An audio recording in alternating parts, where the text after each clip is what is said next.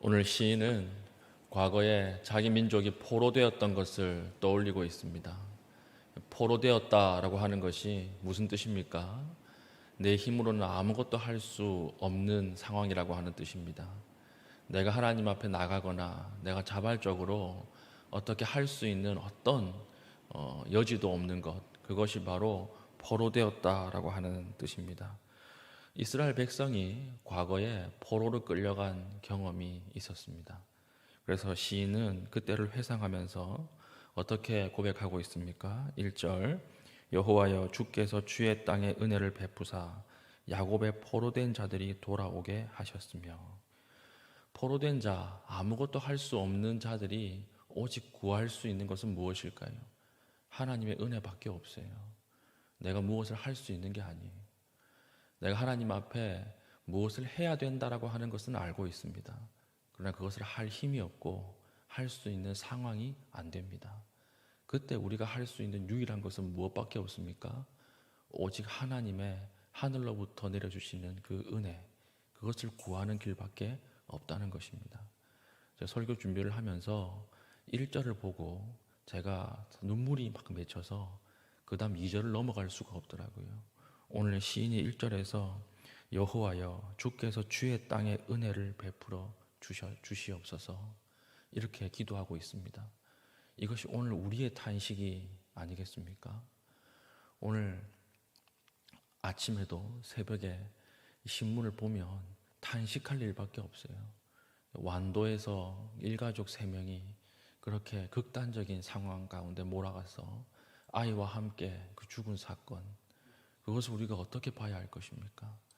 하나님의 은혜 아니고서는 이 땅에 치유될 길이 없어요. 그리고 계속해서 확산되는 이 또 전염병들, 이 어떻게 봐야 할 것입니까? 그리고 국가 간의 이런 이익 때문에 이제 전쟁도 불사하겠다라고 하는, 그래서 서로의 국가와 국가 간의 총칼을 뒤집어 씌우고 서로 대치하는 이 상황.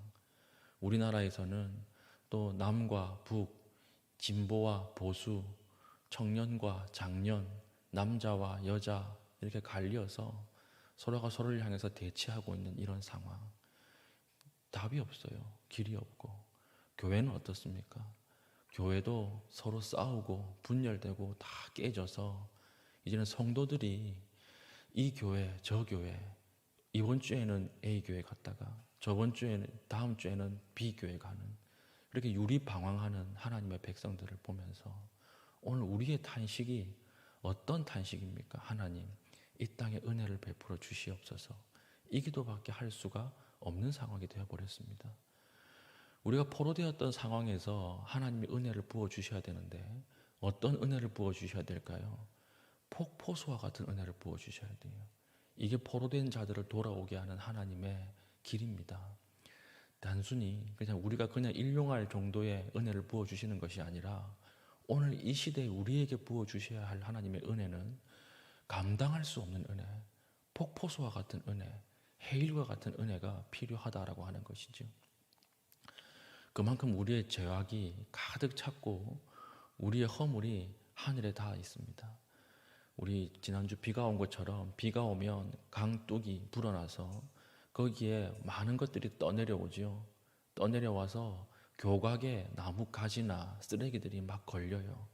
그러면 그 교각이 딱 물길을 막고 있어서 이제 홍수가 나는데 그 교각에 쌓여있는 모든 찌꺼기들을 어떻게 한 방에 날려보낼 수 있을까요? 더 많은 비가 오는 것으로는 안 돼요. 댐이 터져야 됩니다.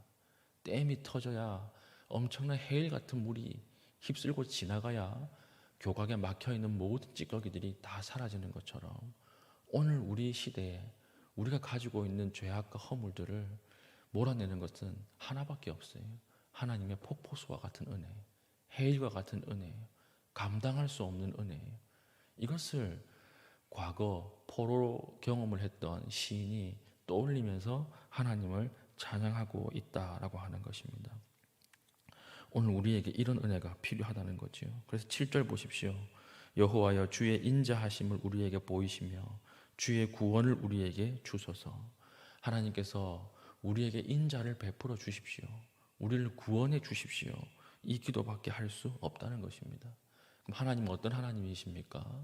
우리가 구원하는 것을 구할 때 하나님을 응답하시는 하나님이다라고 하는 것이죠.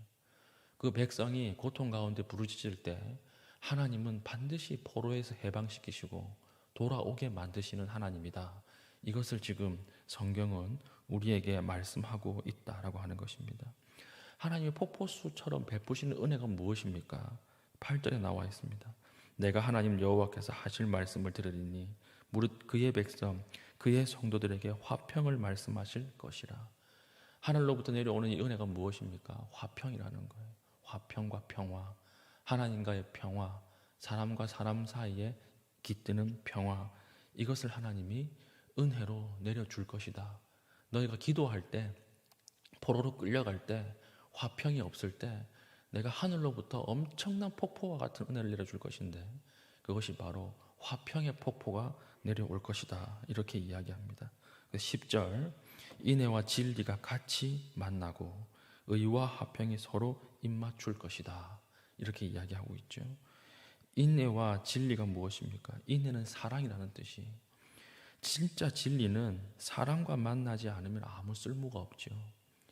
세상이 진리라고 이야기하는 것들, 왜 그 진리 때문에 사람들이 망하고 자살하고 죽습니까? 진리는 맞는데 그 안에 사랑이 없기 때문에 그래요. 그러나 하나님이 주시는 은혜는 진리와 사랑이 함께 만나게 될 것이다. 이렇게 얘기하시고, 또 의와 화평이 서로 입맞춘다. 이 말은 어떤 말입니까? 화평을 이루는데 정의롭지 않는 방식으로 이루는 화평은 타협이에요. 다른 구조적 악을 만드는 거예요.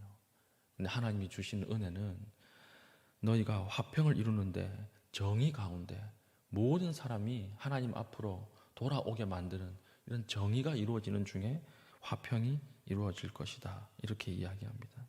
세상은 진리와 화평을 노래하지만 진리가 없고 화평이 없습니다.